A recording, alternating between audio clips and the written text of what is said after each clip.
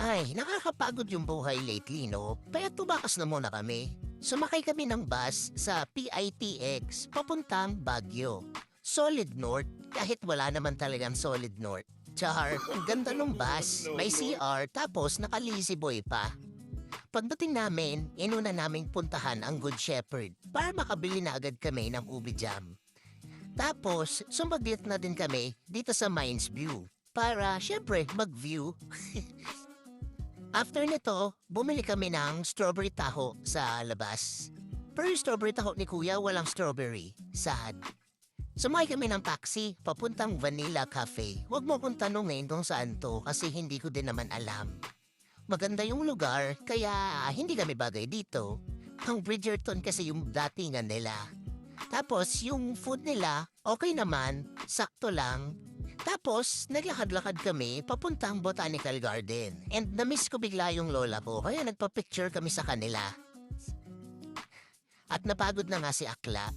O, gala na ulit. First time namin dito sa Ililikha. Isang parang maliit na food park sa loob ng sobrang artistic na lugar. Walking distance lang to sa Session Road. Ang ginawa namin, ikot-ikot lang. Tapos, ito, nagpa-cute. Tapos, ito pala yung ibang mga arts na makikita mo sa loob ng Ililikha. Oh, pap! After nun, nauhaw kami, kaya pumunta kami sa Baguio Brewery. Actually, free taste lang talaga kami dito. Joke. Ang daming klase ng beer.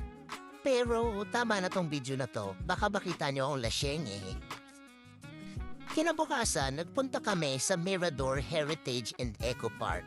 Ang haba ng pangalan, no? Kasing haba nung nilakad namin. Ang ganda ng view dito. Pero besh, muntik na akong malumpo. Kakaakyat pa naog sa mga hagdan. Ayan no, ang daming taakit-akyat. Malapit to, dito sa grotto. Tapos, nagpicture-picture kami. Ngiti-ngiti lang yan, pero masakit na mga tuhod niyan. After noon, syempre, nagutom kami. Kumain kami sa Cafe by the Ruins. Ganda dito, besh. Takas makasosyal. May pa-organic food pa sila. Feeling tuloy namin healthy kami. Tapos, after namin kumain, naglakad-lakad na naman kami. Akala ko relaxation to. Akala ko bakasyon. Di sana nag-treadmill na lang ako. Char! Tapos nakita din namin tong R&B Cafe and Library. Katabi lang ng Baguio Cathedral. Naramdaman yata ng jowa kong bad trip na yung mga binti ko. Kaya tumambay na muna kami dito. Habang umiinom ng kape at nagbabasa ng libro. O diba, nagpanggap? Kinatabihan, nag-night market kami. Siyempre gabi yun, wala namang night market sa umaga, diba? Ang daming tao, Bi. Ayoko dito. Tatapot ako. Madami namang pagpipilian ng pagkain, madaming food stall, pero sa lahat ng natikman namin, yung shawarma lang yung masarap, yung iba, okay lang. Kaya ito, ikot-ikot na lang muna kami, tingin-tingin, baka may iba pang masarap, pero wala talaga. Kaya nag-decide na kaming bumalik na lang sa hotel. Buti na lang, nadaanan namin tong Viscos, pampasaya ng gabi, bumili na lang din kami ng strawberry shortcake.